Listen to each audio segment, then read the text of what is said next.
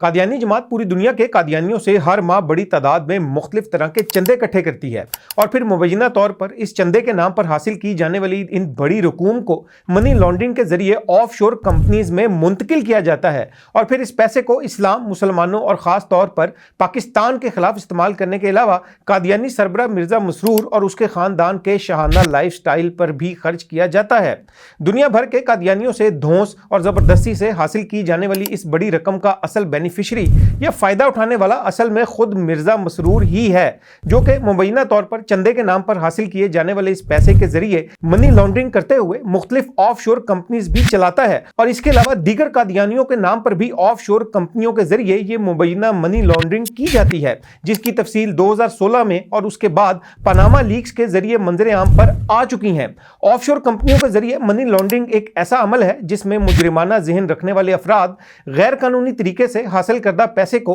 कानूनी बनाने की कोशिश करते हैं या मुआशी हेरा फेरी करते हैं। इस मुआशी हेरा फेरी को अंजाम देने वाले अफराद का तरीका वारदात मुख्तलिफ मराहिल पर मुश्तमिल होता है, जिसमें रकूम हासिल करके उसको अपने माली निज़ाम में दाखिल किया जाता है, फिर उसको कई जगहों या बैंक अकाउंट्स में मुंतकिल करके रिकॉर्ड को उलझाया या पेचीदा बनाया जाता है और फिर इस रकम को ऑफशोर कंपनी या किसी कारोबार में शामिल कर दिया जाता है। कादियानी जमात फलाही इदारे बनाकर भी दुनिया भर से चंदा इकट्ठा करती है और इनमें से बड़ा कादियानी फलाही इदारा ह्यूमैनिटी फर्स्ट है, जिसका सरपरस्त मिर्जा मसरूर खुद है। ह्यूमैनिटी फर्स्ट नामी यह कादियानी इदारा जहां इंसानी स्मगलिंग और इस्लाम और पाकिस्तान मुखालिफ सरगर्मियों में मुलव्विस है, वहीं मुबैना तौर पर मिर्जा मसरूर और कादियानी जमात इस नाम निहाद कादियानी फलाही इदारे की आड़ में मनी लॉन्ड्रिंग में भी मुलव्विस हैं। मुबैना तौर पर कादियानी फलाही इदारे ह्यूमैनिटी फर्स्ट का मोडस ऑपरेंडी या तरीका वारदात यह है कि फलाही प्रोजेक्ट्स के नाम पर पहले बड़ी तादाद में चंदे इकट्ठे किए जाते हैं, जिसके बाद इस पैसे को बज़ाहिर फलाही प्रोजेक्ट्स में इस्तेमाल करने के लिए